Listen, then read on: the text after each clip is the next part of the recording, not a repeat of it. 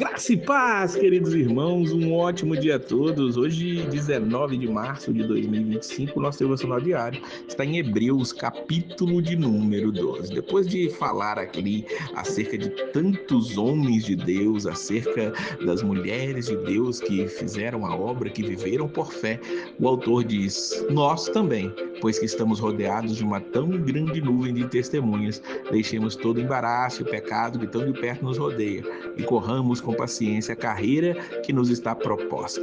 Veja que muitos interpretam essa grande nuvem de testemunhas ao redor como se fossem as pessoas observando a nossa vida, mas não.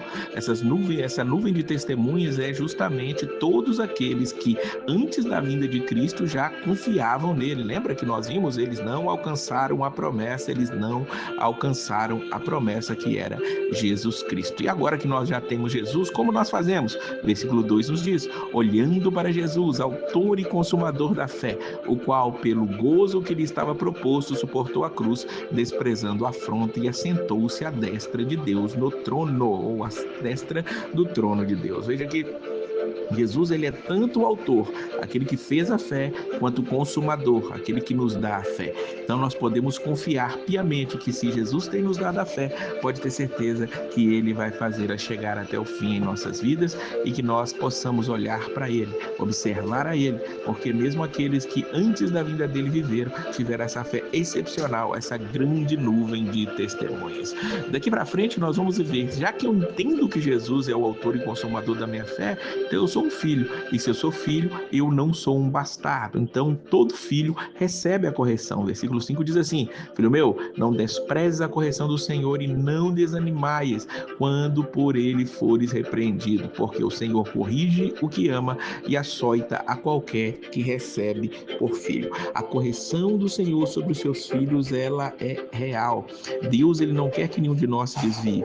Deus, ele quer que nós andemos conforme a vontade dele. E muitas vezes, para que isso aconteça, é necessário que haja um castigo. E ele vai dizer aqui no versículo 7: se você suporta a correção, Deus trata você como filho, porque que filho há que pai não corrige? Mas se estáis sem disciplina, é bastardo, diz os versículos 7 e o versículo de número 8. Nós, mesmo sendo maus, sendo pais aqui nessa terra, nós corrigimos nossos filhos, não queremos que eles se desviem da verdade, que eles andem de qualquer maneira. Nós vamos disciplinando e tratando cada um deles em todo tempo e em todo momento. E aí nós vamos ver aqui que Deus também age dessa maneira. Deus cuida de cada um de nós, ele cuida dos seus filhos. Veja que ele cuida dos filhos, bastardos Deus deixa de lado, digamos assim. Deus, ele trata dos filhos dele com amor, com carinho, mas muitas vezes esse amor e carinho, ele tem que ser com algumas dores, tem que ser com algum pesar, para que nós entendamos o trabalhar de Deus. Claro que quando nós recebemos a correção, não gostamos. O autor aos Hebreus, ele deixa isso claro aqui no versículo 11. Toda correção ao presente não parece ser de gozo, senão de tristeza, mas depois produz um fruto pacífico de justiça nos exercitados por ela. E é uma grande realidade. Nós vamos ver que toda correção, quando nós recebemos a correção, nós ficamos chateados, nós não gostamos, mesmo quando somos corrigidos pelos nossos pais. Mas depois nós olhamos para trás e agradecemos pela correção que nossos pais nos deram, porque senão nós teríamos estado ruim, como usaria uma expressão popular. Teríamos sido pessoas muito piores se não houvesse correções sobre as nossas vidas. Por isso, o autor ainda continua dizendo: segue a paz com todos, a santificação, sem a qual ninguém verá o Senhor. E o versículo 15 diz que nenhuma raiz de amargura brotando nos perturbe, que por elas muitos sejam contaminados. Veja que seguir a paz é um mandamento para nós, porque senão não veremos o Senhor. E as raízes de amargura, que elas possam não brotar, porque quando brotam elas contaminam muitos, que nós buscando a paz nós consigamos fugir de tudo isso aqui. E é interessante que, como ele está falando de correção de filhos e correção aqui, falando que os bastardos ficam sem correção, ele vai dar um exemplo falando acerca de Esaú nos versículos 16 e 17. Ninguém seja devasso ou profano como Esaú, que por uma refeição vendeu seu direito de primogenitura, porque bem sabeis que, querendo ele ainda depois herdar a bênção, foi rejeitado, porque não achou achou lugar de arrependimento, ainda que com lágrimas o buscou.